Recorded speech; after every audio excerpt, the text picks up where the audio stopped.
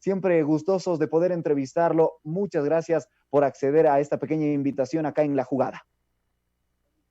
¿Qué tal? Buenas tardes a todo el panel y a la afición que los ve y que los escucha. Siempre dispuesto al diálogo sobre lo que nos apasiona, que evidentemente es el fútbol, ¿no? Perfecto, Ángel, ¿no? Y vamos a ir topando ciertos temas, ¿no? Anécdotas, trayectoria, todo lo que usted le trajo al fútbol, ¿no? Porque para muchos, el mejor centrador del fútbol ecuatoriano.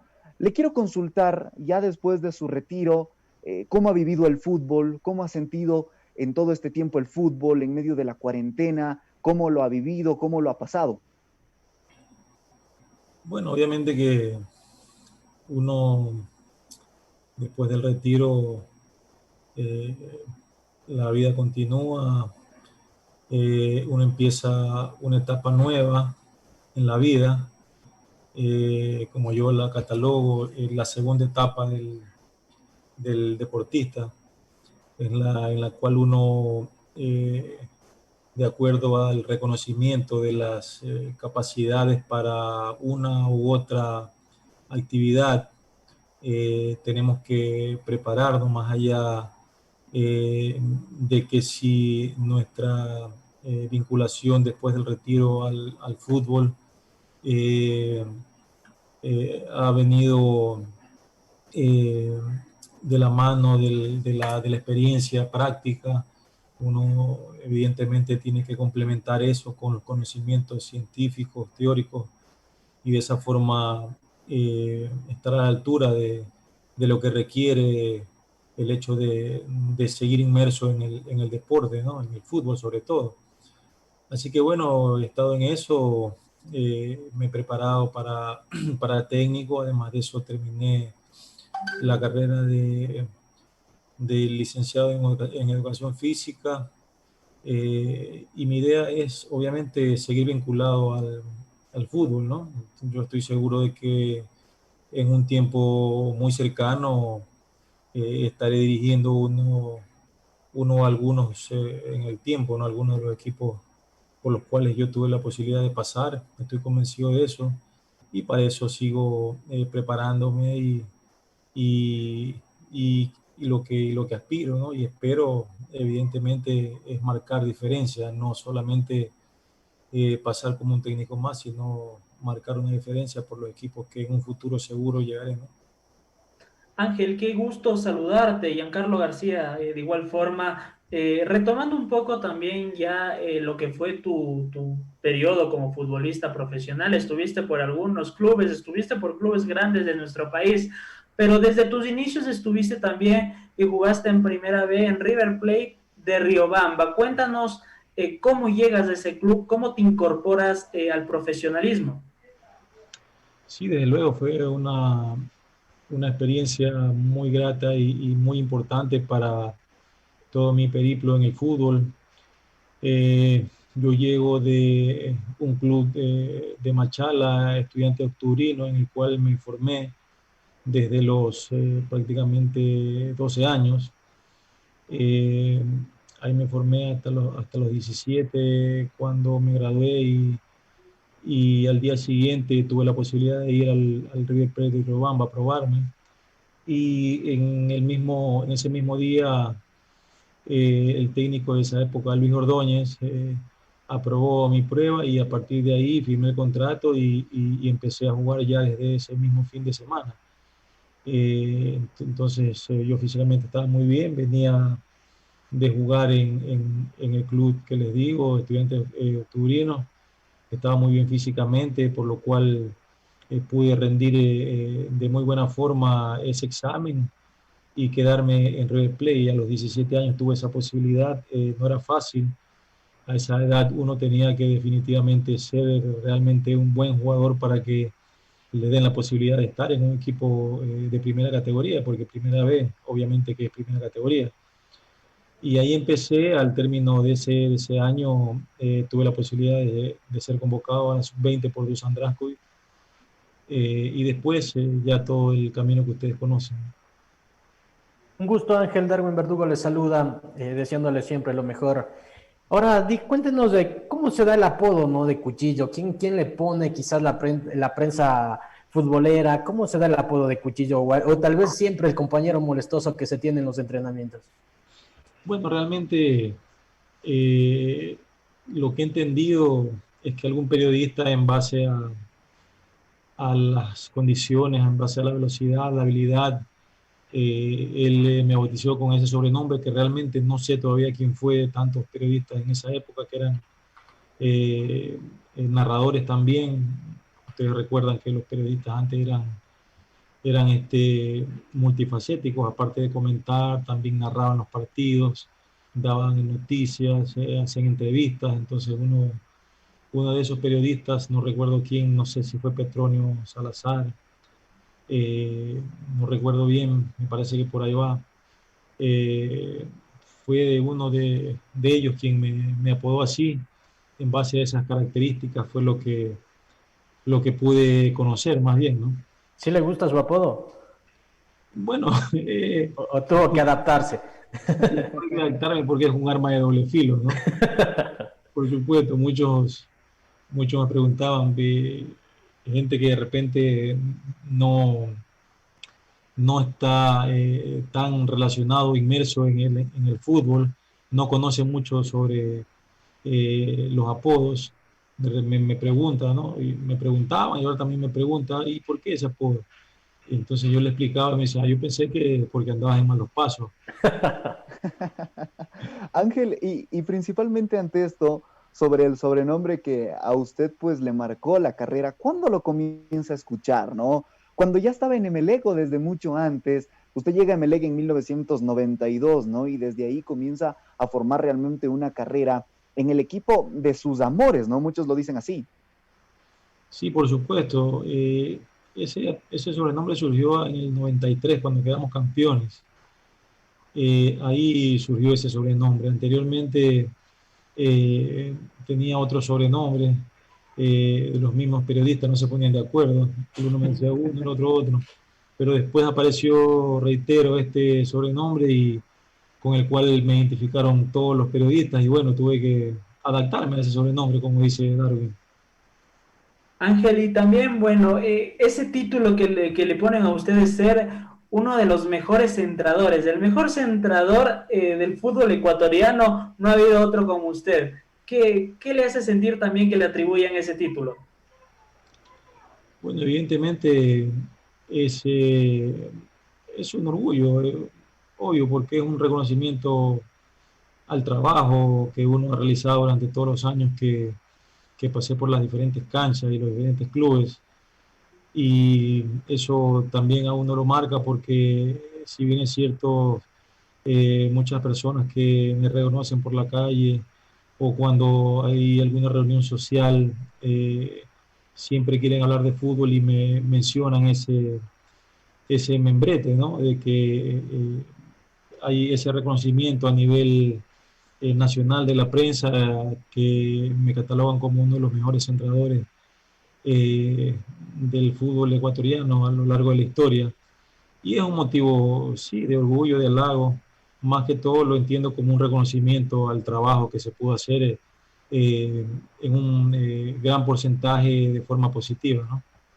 Ángel, pero para ser el mejor centrador tenía que tener un compañero de fórmula. Sin duda alguna, en la ofensiva quizás compartió con grandes elementos, por ahí el Cookie Juárez, el mismo Agustín Delgado en una selección ecuatoriana de fútbol. ¿Cuál es el mejor cabeceador o con cuál se acoplaba más a sus centros? Bueno, yo lo analizaría más por el lado de la efectividad, ¿no? Si bien es cierto, en MLE, en Nacional, nosotros creábamos muchísimas opciones de gol y no se notaban tanto las, las, el hecho de que no se puede acertar en tantas definiciones que se concretaban, ¿no? Tantas opciones que se concretaban. Por ejemplo, en Nacional yo estaba por derecha, Danes Coronel en esa época también, Juan Carlos Urbano, por el costado Robert Urbano, eh, Chalá. Entonces, jugadores que teníamos la posibilidad de llegar muchas veces por los costados, tanto como volantes como los marcadores. Entonces en un partido creamos mínimo 10 opciones de gol por los costados, centros de gol por los costados, ¿no? Y teníamos a Evelio Ordóñez, teníamos, inclusive estuvo el Cholo Vera, el Chucho Benítez, Borja. Entonces, si analizas, estos jugadores hicieron muchos goles, ¿no? Porque tuvieron muchísimas opciones de centros por los costados, ¿no? Y centros que tratábamos nosotros de ser precisos para que ellos puedan ser efectivos también a la hora de concretar. Pero el análisis, te decía, para mí va más por la efectividad. Para mí uno de los más efectivos ha sido el Team Delgado, porque en la selección, por ejemplo, nosotros obviamente se juega a otro nivel, son selecciones y son los mejores de cada uno de sus países y no son fáciles los partidos, por lo tanto las opciones de gol tampoco son tantas, ¿no? Entonces nosotros por partido creamos 3, 4 opciones y el team de las 3 metía 2, de las 2 metía 1 y de la 1 metía 1, entonces yo voy más por la efectividad realmente, ¿no?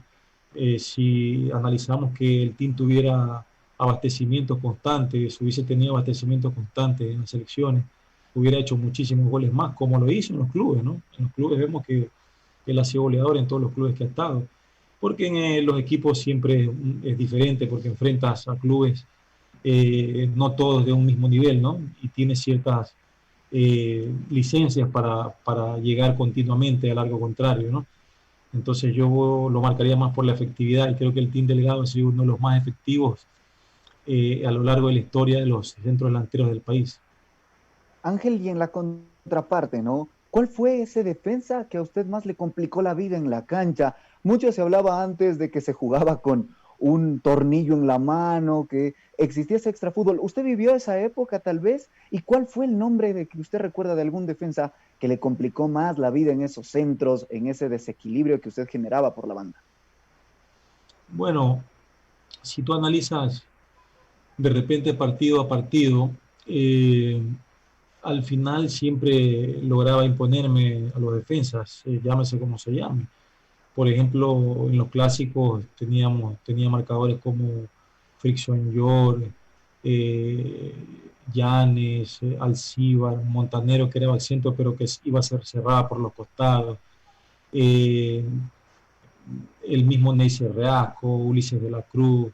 Enfrenté a grandes marcadores, definitivamente, pero yo siempre estuve preparado físicamente, tácticamente, futbolísticamente para enfrentar a los mejores y al final yo tenía claro que tenía que imponerme por constancia, por perseverancia, por habilidad, por velocidad, por cualquiera de estas condiciones, al final yo sabía que tenía que imponerme y de hecho, reitero, si analizas cada uno de los partidos que enfrenté a todos estos equipos, al final sí me imponía y podía lograr crear opciones por los costados para habilitar a mis compañeros, inclusive para marcar goles también. Pero siempre tuve defensas difíciles, ¿no? Pero reitero, al final mi misión y mi convicción era esa, ¿no? Tratar de imponerme. Ángel, y si hablamos de técnicos también que lo dirigieron a usted, tal vez un técnico que le llevó a marcar o influyó dentro de su carrera deportiva. Bueno, fueron algunos por las diferentes etapas de mi carrera, ¿no? Por ejemplo, cuando empecé a jugar a nivel prejuvenil, tuve un gran técnico que me enseñó mucho, como el finado, que en paz descanse, Chino Can, que fue un gran jugador en la provincia del Oro, en Audax Turino, en Bonita Banana, me parece. También tuve a Ñuco Minuche, y después ya a otro nivel, definitivamente Dusan Raskovic y Salvador Capitano, son dos técnicos que me marcaron muchísimo. Dusan Raskovic me enseñó definitivamente mucho en el fútbol, no solamente eh, como futbolista, como persona, sino también como profesional. Aprendí que un técnico definitivamente tiene que ser completo, complementario, tiene que saber de preparación física, tiene que saber de fisiología, de nutrición, de táctica, de técnica, de psicología, un técnico completo definitivamente. De hecho, escribió 2 o 3 libros. Para mí, Dusan vino adelantado 20 años a nuestro tiempo, tanto así que vemos que hace unos años nomás están trabajando con la metodología que Dusan trabajó cuando vino acá en el 89, me parece. Vemos que son metodologías de Europa que las siguen trabajando todavía. Y Salvador Capitano, que prácticamente tenía esa misma metodología, esa misma filosofía, esa misma metodología de trabajo, y que para mí fue muy fácil adaptarme al trabajo de Salvador Capitano, porque ya venía de un trabajo con Dusan Draskov. Entonces para mí fue fácil adaptarme y tuve la posibilidad de rápido rendir lo que el técnico esperaba de mí. Definitivamente fueron 2 técnicos a nivel profesional que me marcaron definitivamente, y de ellos pude enriquecerme mucho ahora como técnico para este futuro en la dirección técnica de fútbol ecuatoriano, ¿no? Ángel, son varios técnicos igual que han pasado por tu carrera y varios clubes importantes que has podido trascender en nuestro país. Pero ¿qué le queda debiendo el fútbol a Ángel Fernández? ¿Qué no pudo saborear quizás del el rey de los deportes? Bueno, definitivamente el hecho de no haber tenido la posibilidad de jugar en el exterior, pero realmente tuve la mala suerte de estar en equipos que no necesitaban plata. Por ejemplo, en esa época estuve en MLE, con un MLE con una economía muy buena en esa época, tanto así que en el 93, sí, en el 93, a mitad de año, tuve una oferta directa de Cerro Porteño. El técnico me llamó, Carpellani en esa época, Pablo César Carpellani, el brasileño, me llamó que quería contar conmigo para Cerro Porteño, con Capurri conmigo, y yo le dije, perfecto. Y al día siguiente me llamó Nassim Neme y me dijo, sí, realmente ellos quieren contar contigo, pero no te vamos a vender ni a prestar porque eres muy joven. Y bueno, yo le dije, ok, está bien, porque bueno, estaba cómodo en el club, era el club el cual era hincha también, entonces yo dije, no hay problema. Y recuerdan, no sé si recuerdan que en esa época Capurro fue a Cerro Porteño, tuvo esa posibilidad. Después en el 94 igual, México, y en ese mismo año en la Copa América, durante la Copa América que fue acá en nuestro país, tuve una oferta del Valencia de España, y en el cual en cambio el presidente de esa época, Nassim Neme, al parecer pidió mucho dinero en cambio por la ficha, ¿no? Entonces fue un contraste, lo uno porque había y lo otro porque se exageraba en cuanto a la acción de venta, ¿no? Entonces tuve esas complicaciones, y después, bueno, al año siguiente también México con Aguirre, no se pudo llegar a ningún acuerdo, y al año siguiente igual también México. Después cuando fui a Nacional directamente también tuve 2 llamados de clubes de allá, que tampoco se pudo hacer nada porque Nacional no quería nada, ni préstamo ni venta. Entonces fue hasta lo último, ¿no? Y también en el 94 sí, estuve, cuando estaba en Nacional, estuve en el Crystal Palace, donde estaba Cavide en esa época. Estuve 20 días en ese club haciendo una prueba, me llamaron para esa prueba, así que bueno, estuve ahí, aprobé a los 15 días la prueba, pero en cambio hubo el inconveniente que no me convenía económicamente, entonces no acepté esa oferta porque en Europa hay una situación muy singular, que allá tiene porcentaje el asistente, perdón, el técnico, el gerente técnico y el empresario. Los 3 tienen porcentaje de la contratación de un jugador. Y al jugador, imagínense, le queda una cuarta parte. y como no era tanto el contrato, entonces realmente yo tiré números y entendí que no me convenía hacer un sacrificio de esa naturaleza por el monto, ¿no? Inglaterra, Londres específicamente, donde estaba, es muy cara la vida allá, y tiré números y realmente no me cuadraban como para hacer un sacrificio de esa naturaleza, así que no acepté la oferta y me regresé a Nacional en esa época. Estaba Carlos Sevilla, estaba en contacto permanente con él. Tuve esa apertura, en cambio en ese año sí tuve toda la apertura, pero lastimosamente los números no daban, ¿no? Y bueno, eso yo creo que fue definitivamente la asignatura pendiente que tuve, pero estoy tranquilo porque realmente no dependió de mí. Eh, y bueno, los tiempos cambian, ¿no?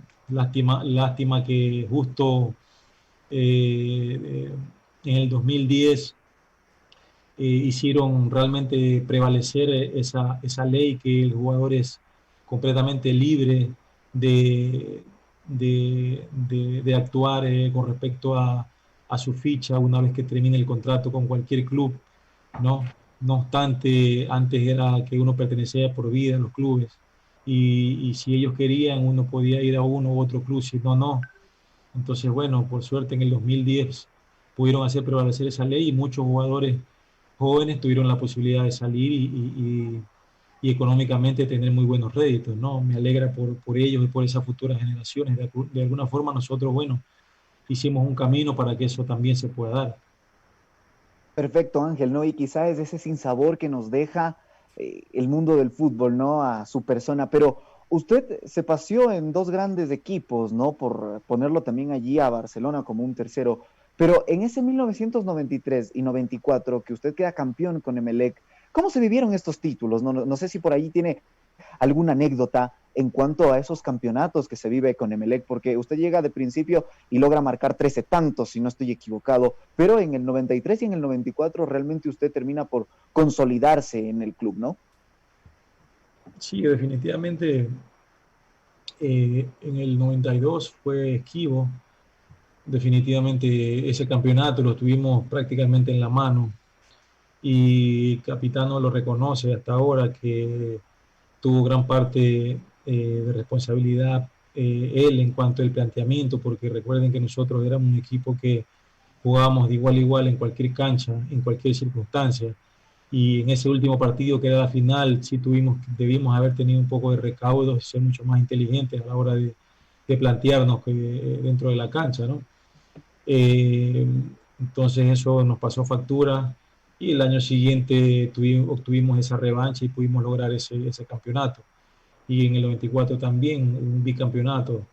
Realmente hubieron muchas anécdotas, definitivamente.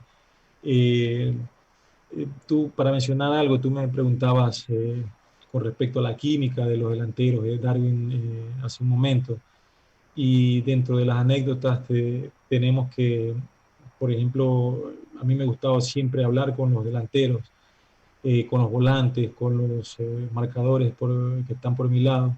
Siempre hablar, ponernos de acuerdo cuando hacemos uno u otro movimiento, quién ocupa ese espacio, cómo aprovechar cada uno de los movimientos que nosotros tenemos en la cancha, igual los delanteros. Yo les decía que ellos no tenían que mirarme a ver si yo levantaba la cabeza, porque perdían milésimas de segundos para ganar una posición, que ellos tenían que ubicarse simplemente en el espacio libre, sea el primer palo, sea el segundo palo, sea el punto penal, que yo no iba a necesitar alzar la cabeza por unos cuantas milésimas de segundos para ubicarlos, sino que yo los podía ubicar porque pude desarrollar una cualidad que es la visión periférica, ¿no? Que cuando uno tiene la mirada puesta en el balón, uno puede mirar el movimiento de los delanteros y eso hace que uno gane milésimas de segundos y cuando el defensa tanto pretende bloquearme el balón para centrar o los otros defensas me miran para ver dónde yo miro, para ellos ir al corte. Entonces tenía esa cualidad y eso hacía que esas milésimas de segundos sean determinantes a la hora de que los delanteros ganen ese espacio libre y yo poder tirar el centro, ¿no? Bueno, esa es una de las anécdotas también. Y bueno, después sabemos que cuando se logran objetivos hay muchos aspectos positivos en el camerino, en las concentraciones, siempre había armonía, se molestaban unos con otros, las bromas, los sobrenombres. Entonces todo eso hacía que las convivencias en concentraciones sean amenas y haya en un sentido de mucho más familiar, ¿no? Más que de compañeros, ¿no? Más amistad que otra cosa. Entonces eso nos hacía mucho más fuerte y dentro de la cancha eso hace que se consolide la solidaridad, ¿no? Eso es muy importante dentro del fútbol a la hora de encarar los partidos, ¿no? Hace que el compañero ve que perdió el balón y que el compañero de repente está caído y el uno trata de apoyarlo en ese sentido. Entonces todo eso suma y a la larga esos planteles son los que consiguen realmente objetivos importantes, ¿no?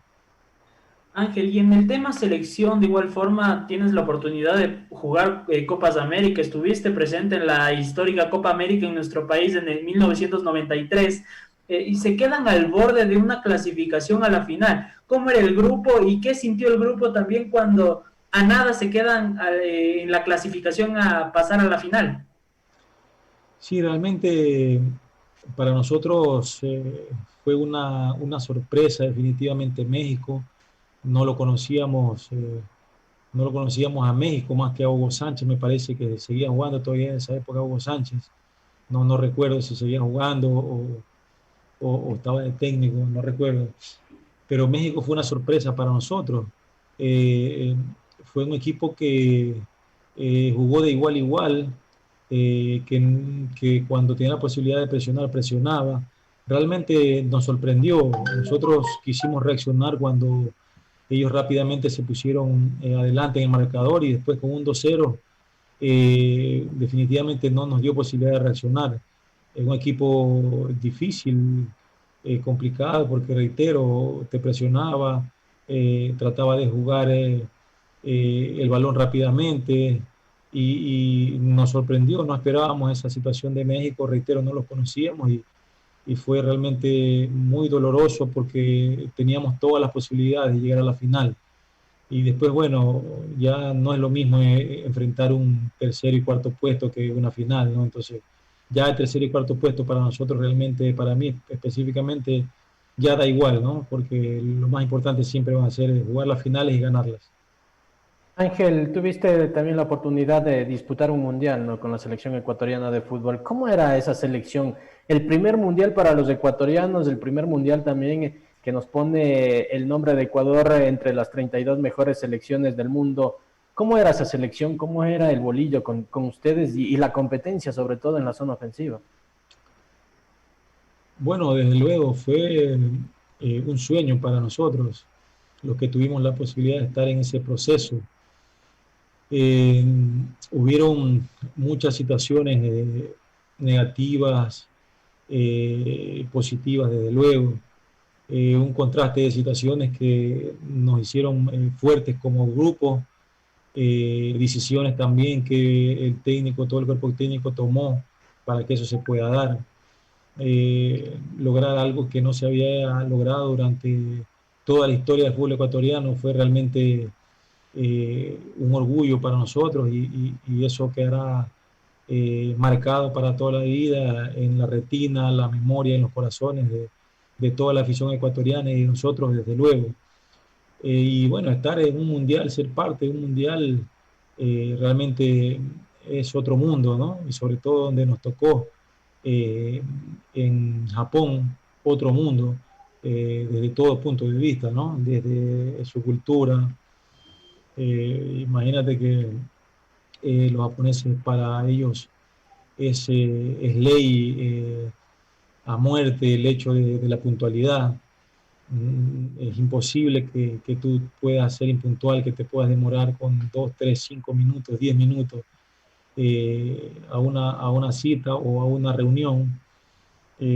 Como anécdota, por ejemplo, cuando teníamos que el primer entrenamiento, ¿no? Como siempre, ¿no? Hora ecuatoriana, hora sudamericana, el bolillo citaba para las 10 de la mañana en el bus, y la gente venía llegando 10:15, 10:18, 10:20, y el bolillo llegaba a 10:30. Entonces los ve bravísimos a toditos, al bus, al coordinador que nos llevaba, a los guardias, bravísimos. ¿Y qué pasa? Dice Bolillo, ¿qué pasa? Y entonces alguno del traductor le dice, lo que pasa es que la puntualidad acá es ley, es falta de respeto, o sea, es todo. Entonces, bueno, mi muchacho, última vez, y empezando por él, llegaba más tarde que todo, entonces imagínate. Entonces a partir de ahí nosotros 5 minutos, 10 minutos antes ya estábamos en el bus tratando de seguir esa costumbre, ¿no? Y así es como se maneja en esos países de primer mundo, ¿no? Con esos detalles que marcan realmente la diferencia eh, al final del camino, ¿no? Entonces, realmente otro mundo, los aficionados eran ordenados para firmar un autógrafo, hacían una cola, no es que iban todititos y caían encima, que no te dejaban firmar como en Sudamérica, ¿no? Hacían fila, ordenados completamente. Para las entrevistas a los jugadores en Japón, en campeonato de profesional de Japón, a los que ellos pedían entrevistar, les pagaban las entrevistas. Había un ranking, ¿no? Un ranking eh, ¿cómo le llamaríamos? De abono, eh, ¿cómo diría? Como ¿cómo se dice? Una mesada, no sé. eh, y les pagaban a ellos, ¿no? Entonces esa mala costumbre quisieron hacerlo acá. Quisieron hacerlo en Ecuador cuando llegaron todos los compañeros, ¿no? Pero estábamos en otro mundo definitivamente, ¿no? Otro nivel. Pero fue una experiencia única para todos nosotros poder haber sido partícipes de un mundial por primera vez y haberlo hecho de muy buena forma, porque ningún equipo nos goleó, ningún equipo realmente fue totalmente superior. De hecho, se le ganó al que quedó tercero en el Mundial, y se le ganó muy bien, siendo superiores, jugando un buen fútbol. Con México se perdió porque entramos confiados, entramos muy tranquilos, y se perdió con un 2-1 que pudo haber sido un empate. Después con Italia realmente nos sorprendió, seguíamos con el tema del escenario, del marco de público, entonces los primeros minutos también nos sorprendió, y bueno, yo creo que eso fue una experiencia realmente única, pero tanto así que sirvió para el siguiente mundial Ecuador pudo haber llegado muy, pero muy alto, ¿no? Y haberse posesionado en la historia de los mundiales como uno de los equipos llamados pequeños de Sudamérica que logró llegar en una posición privilegiada, ¿no? Si no hubiese sido por David Beckham, ¿no? En ese Alemania 2006. Y muchos lo culpan al Conde Mora, ¿no? ¿Usted qué piensa, Ángel? ¿Culpa del Conde Mora o es mérito absoluto de David Beckham? Sí, desde luego que es mérito del jugador. El arquero trata de hacer lo mejor posible, armó una barrera numerosa, entendiendo que por ahí no podía pasar la pelota, que tenía que la barrera saltar para evitar que la bola pueda pasar por ese espacio. Entiendo que el Conde Mora lo que hizo fue tratar de ubicarse lo más lejos posible para ver el balón y de esa forma tener rápido reacción, de llegar, tanto así que casi alcanza a llegar, ¿no? Realmente fue una jugada que bueno, que ellos tenían un Beckham, pues, ¿no? Una jugada de tiro libre, Sí. sabemos que era un peligro, pero eminente. Entonces, ¿qué hacía Mora? Ponía un jugador, dos jugadores ahí, complicado, ¿verdad? No sé, a lo mejor después del gol podíamos haber especulado, ¿por qué no puso dos jugadores, ¿no? De repente. Eh, y sí, sabe qué podía haber pasado, ¿no? Pero bueno, así son estas situaciones. Cuando se tienen jugadores de esa categoría, sabemos que pueden marcar la diferencia, ¿no? Se pudo haber hecho algo más realmente, ¿no? Pero en ese momento, no sé, la cabeza define algo y no hay espacio para especular, no hay tiempo para especular que hacemos esto, para consensuar, no. Realmente ese era nuestro destino, ¿no? Haber llegado hasta ahí, tanto así que Tenorio pudo haber marcado el gol y que con eso definitivamente lo enterrábamos a Inglaterra, pero bueno, no tuvo la posibilidad de ser certero, ¿no? En esos momentos que realmente se necesita sangre fría, ¿no? Y bueno, uno entiende porque también tuvo esas situaciones en diferentes partidos y a veces la ansiedad te traiciona, ¿no? De que prácticamente tú ya ves que ya lo tienes, solamente de patear y antes de patear tú ya estás festejando, ¿no? Y eso hace que te traicione, te dé un pique de más, no calcule y hace que tú puedas errar, ¿no? De hecho, tuve yo una acción debajo de los 3 palos contra Chile, en Chile, ¿no? Que podíamos haber también quedado en la historia, haberle ganado por primera vez a Chile allá. Entonces yo ya prácticamente estaba cantando el gol porque le entendía que nomás tenía que empujarla, ¿no? Y cuando lo vaya a empujar me hace un pique en un bache que había justo en la línea, me hace un pique y le pego con la canilla y la bola pega en el palo increíble. Y después le queda al Chino Gómez para que la cabecea allá también, ya la había adentro y no sé quién diablos estaba en el arco y la saca. O sea, fue algo que todavía no lo puedo entender cómo ya lo pasó, pero son situaciones que se dan, ¿no?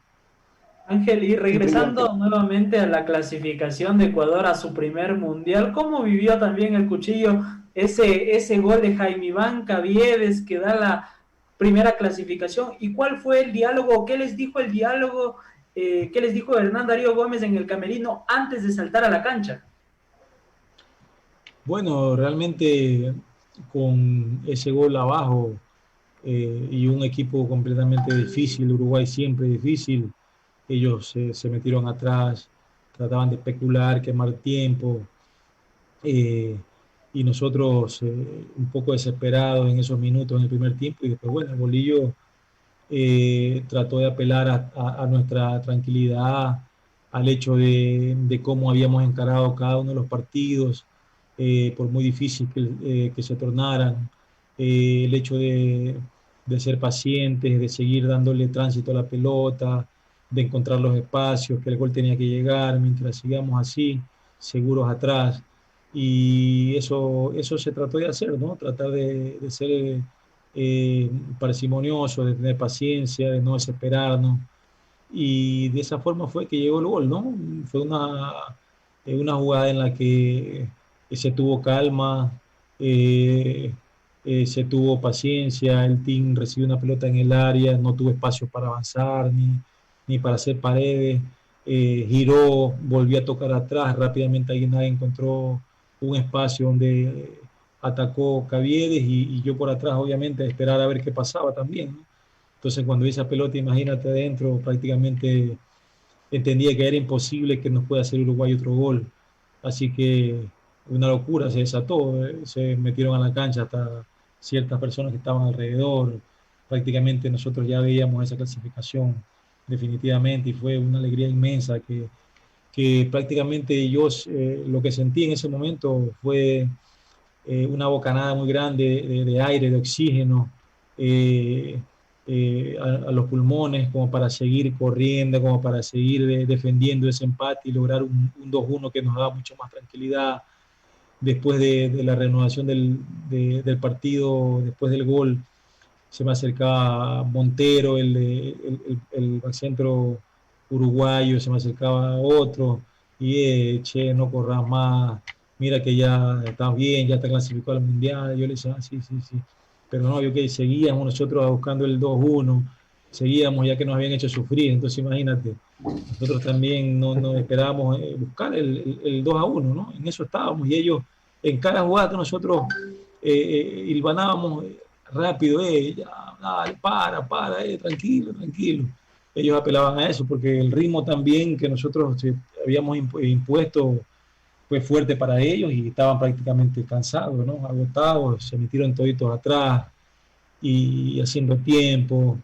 Y al final, bueno, yo creo que tuvimos lo que habíamos buscado durante muchísimos años, durante todo ese proceso, todo lo que se logró conseguir partido a partido, durante las concentraciones, cada uno de los entrenamientos, sacrificio tras sacrificio, pero siempre pensábamos todos como un solo equipo, como una familia, dejamos de lado las viejas rencillas del regionalismo, nos unimos en todo momento, tanto así que que los que estaban en la tribuna, los que estaban en la banca, estaban siempre en el camerino cuando terminaba el primer tiempo, pasando agua, dándole aire con una toalla a un compañero, hablándole sobre algún detalle que veíamos de afuera. Entonces yo creo que todo eso sumaba para que nos hiciéramos fuertes como equipo, como grupo, y eso se reflejaba en la cancha, ¿no?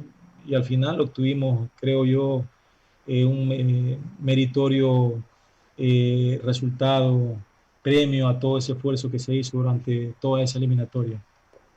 Y eso quizás, Ángel, ayudó a cambiar la mentalidad, ¿no?, del jugador ecuatoriano, a no verse de menos, enfrentando a un Brasil que se le era costumbre ganar acá en el Olímpico Atahualpa, de jugarle de igual a igual, tal vez también al mismo Chile, como tú lo decías, en tierras de allá araucanas. Sí, por supuesto. Nosotros de alguna forma también entendíamos que éramos un equipo fuerte, ¿no? Un equipo que ordenado sobre todas las cosas, que eso era lo que marcaba diferencia con relación a los otros equipos, el orden. Éramos un equipo que atacábamos y ordenadamente, no dejábamos espacio entre líneas. De esa forma jamás nos vimos descompuestos en defensa. Siempre manteníamos un equilibrio a la hora de atacar y a la hora de defender. Tanto así que se analiza a partir del 4-1 en Uruguay. Después de ese partido, no recuerdo que otro equipo nos haya goleado, más bien nosotros sí goleamos. Entonces yo creo que eso marcó una diferencia en la segunda etapa de las eliminatorias que nos dio la posibilidad de obtener puntos importantísimos de local y de visitante, y que eso nos dio a la postre la posibilidad de soñar y de lograr esa clasificación, ¿no? Ángel, y volviendo al tema de los clubes, ¿no? ¿Cómo se vivía antes del clásico del Astillero, ¿no? Porque leía mucho en noticias, en redes sociales y decían Nicolás Asensio y Ángel Fernández, ¿no? Una rivalidad sana que sigue existiendo hasta ahora, ¿no? Porque emiten ustedes la opinión en cuanto a lo que se maneja dentro de los clásicos del Astillero. Pero antes, ¿cómo se vivían? Usted marca el primer tanto en la Copa Set Internacional, ¿no? Que fue el primer clásico del Astillero fuera del país. Y por supuesto, esa fue otra alegría enorme para nosotros y para los MLCistas, haberle ganado fuera de nuestra tierra y con un público que realmente no nos había visto por muchísimos años en vivo, ¿no? Un estadio completamente lleno y con un gran partido, un partido de ida y vuelta, en el cual tuve la suerte de marcar el gol y ganar con ese partido. Bueno, de ahí ni más Barcelona pudo sacarse ese clavo, no se ha hecho otro clásico del Astillero en Nueva York específicamente para que ellos se puedan sacar ese clavo. Tanto así que en esa época de los 90, si buscamos la historia, MLE fue superior a lo largo de todos esos años 90, esa década.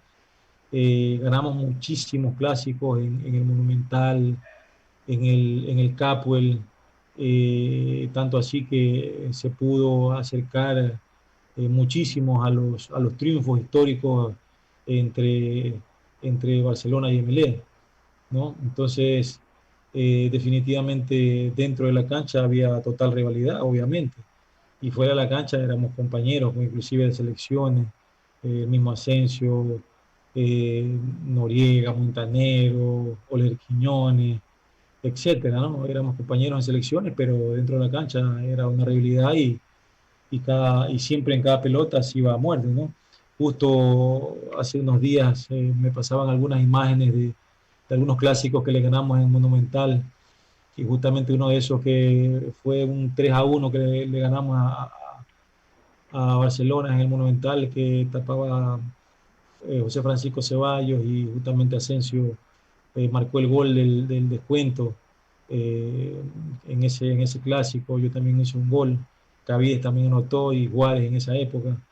Pero bueno, eran clásicos realmente muy emotivos, la gente disfrutaba porque eran partidos sin mezquindad, no era mezquino en cuanto al derroche de energía, de fútbol, eran partidos de ida y vuelta donde siempre las emociones estaban latentes, el público realmente salía satisfecho de esos compromisos porque nosotros dábamos absolutamente el 100% y sobre todo eran partidos en el cual había buen fútbol, ¿no? Que eso es lo que a la gente realmente le gusta ver, clásicos de ida y vuelta donde haya muy buen fútbol y sobre todo emociones, ¿no? Que eso nunca faltaba en los clásicos de esa época. Ángel, para ir finalizando también este excelente conversatorio, ¿cómo ves el futuro de la selección ecuatoriana hoy en día, también con la salida del Bolillo Gómez el año pasado y ahora la posible salida nuevamente de Jordi Cruyff? Bueno, realmente eh, han surgido una serie de inconvenientes eh, con respecto a la dirigencia, ¿no? Realmente es evidente que nunca se pusieron de acuerdo, que hay situaciones encontradas entre ellos, que obviamente no beneficia al fútbol ecuatoriano. Después, claro, no se puede asegurar que se equivocaron al contratar a un técnico europeo, pero sí el análisis pudo haber sido diferente con respecto al sentido común. Y lo que decía el sentido común era que tiempo no había como para buscar un técnico europeo que no conozca nuestro medio, que no conozca a los jugadores, que no conozca la idiosincrasia, que no conozca la historia realmente del fútbol ecuatoriano. Yo creo que la situación ameritaba que el análisis sea desde otra perspectiva, ¿no? De la perspectiva de que el tiempo era escaso. Y a mi entender, lo más lógico era que le dieran la responsabilidad a Célico en vista de que él eh, eh, pudo preceder el rumbo de la selección en un momento en el que se necesitaba de un recambio eh, y creo que era lo más idóneo, ¿no? Sabiendo que él tenía ciertas ventajas con respecto al conocimiento del jugador ecuatoriano, de las jóvenes promesas, y sí le daba el tiempo y el espacio para que él pueda conformar un equipo mixto entre jugadores jóvenes con cierta experiencia y jugadores que venían surgiendo con una gran proyección, como el mismo Plata, que vemos que figura uno de los jugadores más prominentes, con más proyección en el fútbol europeo ahora, ¿no? Brillando en el Sporting, y otros jugadores más. Pero bueno, después vino el tema de la pandemia y se complicó aún más, tanto así que aún no recuerdo que Jordi Clay haya tenido un entrenamiento con un grupo de jugadores. Entonces, no recuerdo, yo no sé si me equivoco, a lo mejor tuvo, a lo mejor no. Entonces, realmente es algo insólito, ¿no? Pero bueno, todas estas cosas pasan en el fútbol. Así que yo creo que ellos tienen que analizar todavía muy bien. Creo que ahora hay un margen de tiempo con esta nueva programación, con la reprogramación de los partidos de las eliminatorias, como para que ellos analicen lo mejor posible con respecto a la designación del nuevo técnico, porque seguramente Jordi Cruyff no va a continuar. Él tiene algunas expectativas con ser parte del cuerpo técnico nuevo del Barcelona de España. Lo ha mencionado eh, el jugador, el exjugador Xavi, que posiblemente él sea el nuevo técnico de Barcelona y lo menciona como uno de sus colaboradores en su cuerpo técnico a Jordi Cruyff, y seguramente Jordi Cruyff está especulando con eso, tanto así que pidió 2 días para pensar, para analizar si continúa o no al mando de la selección ecuatoriana. Yo creo que el momento que un entrenador te dice eso a una federación, desde ese momento ya no es serio y definitivamente tienen que ya rápido actuar y empezar a analizar las mejores opciones para el futuro de la selección ecuatoriana de fútbol. Ángel, si no se llega a concretar lo de Jordi Cruyff, ¿a qué técnico le gustaría ver dirigiendo a la selección? Bueno, yo creo que Célico es una buena opción definitivamente. Él tiene ciertas ventajas con respecto a, reitero, el hecho de que conoce los jugadores, eh, puede armar realmente un equipo mixto poderoso, con jugadores jóvenes pero con experiencia. rápidos, con un buen nivel técnico y táctico. Yo creo que esa es una de las mejores opciones que tiene Ecuador. Después, bueno, se habrá que analizar otros nombres de Sudamérica que estén disponibles, porque tampoco hay mucho disponible que podamos analizar, ¿no? Entonces, bueno, a mí se me ocurre esa opción. Después no he pensado en otras opciones más. Son momentos difíciles, ¿no? Para el combinado ecuatoriano, esperando pues que todo este champú de problemas en la Federación Ecuatoriana de Fútbol se llegue a buen puerto. Sin más, Ángel, el Cuchillo Fernández en Radio Positiva, qué gusto, qué inmenso placer el haber podido conversar, entrevistarlo y pues conocer un poco más, ¿no? De lo que se vivió en su momento jugando al fútbol, ¿no? Muchas gracias, Ángel, por aceptar la invitación. Su último mensaje, ¿no? Quizá para toda la afición futbolera, ¿no? Sabiendo que en medio de esta crisis, pues hay mucha depresión en cuanto al aficionado que no va a poder estar en los estadios en este retorno al fútbol el 29 de julio. Sí, definitivamente hemos pasado momentos difíciles. Eh, la economía, el aspecto psicológico, mental, se ha visto completamente disminuido por esta pandemia, no solamente a un país, sino realmente en el mundo entero. Y tenemos que seguir siendo fuertes, tenemos que seguir pensando en que esto va a pasar, acogernos con ese antiguo refrán que dice que no hay mal que dure 100 años ni cuerpo que lo resista realmente. Seguramente a finales de este año se encontrará esa ansiada vacuna. Se entiende que están en la última etapa de prueba algunos países ya, y seguramente para finales de año se tendrá la vacuna. Y estoy convencido de que máximo en el próximo año las cosas volverán a la normalidad, podremos compartir en grupos, podemos festejar en grupos, podemos ir al estadio, podremos disfrutar de las playas de nuestro país, eh, y sobre todo podemos volver a reunirnos con los amigos, compartir en una cancha de fútbol, porque nosotros seguimos siendo deportistas, a pesar de no ser profesionales ya, pero seguimos practicando en una cancha de fútbol. Ahora no, porque evidentemente no se puede, pero seguimos manteniéndonos físicamente para volver a ese amor que es nuestra pelota, ¿no? Y compartir con todos los amigos que estuvimos compartiendo también en el fútbol profesional, que fuimos compañeros, y también con los que no fuimos compañeros, que fuimos rivales también, ¿no? Así que mi mensaje es que seamos fuertes, tratemos de cuidarnos lo mejor que se pueda, intentemos salir lo indispensable.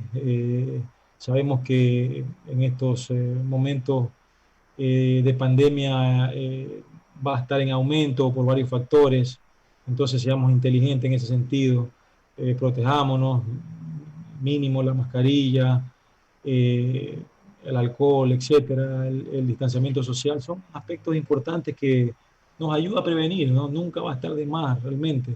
Entendemos que hay mucha gente que no es consciente, ¿no? Como no tiene el problema, no es consciente y cree que no va a pasar nada, como el presidente de Brasil decía que era una gripe nada más, y vemos que está complicado, ¿no? Entonces no hay que menospreciar esta pandemia, que de hecho ha sido evidente, ha muerto muchísima gente en nuestro país, precisamente por ese tema, por no respetar nada, por no creer que no va a pasar. Entonces, que no nos va a pasar nada. Entonces seamos inteligentes en ese sentido. Ese es el mensaje que le puedo dar, y tengamos fe que pronto llegará esa vacuna y podremos volver a reencontrarnos en un estadio y ver el fútbol en vivo, que es lo que realmente nos apasiona. Gracias a ustedes, y espero volver a compartir eh, nuevas charlas de esto que nos apasiona realmente, que es el fútbol, ¿no? Muchas gracias, Ángel. Realmente ha sido una entrevista fenomenal, ¿no? Le deseamos cualquier cantidad de éxitos, ¿no? En medio de esta crisis, pues que en algún momento la pelota ya pueda volver para esos picaditos, ¿no? Como usted mencionaba, con la gente que le gusta el fútbol. Gracias, Ángel, y pues nos estaremos reencontrando. Ok, un abrazo. Gracias. Ahí teníamos, ¿no? Ángel Fernández, ¿no? Jugador del Club Sport Emelec, del Nacional, también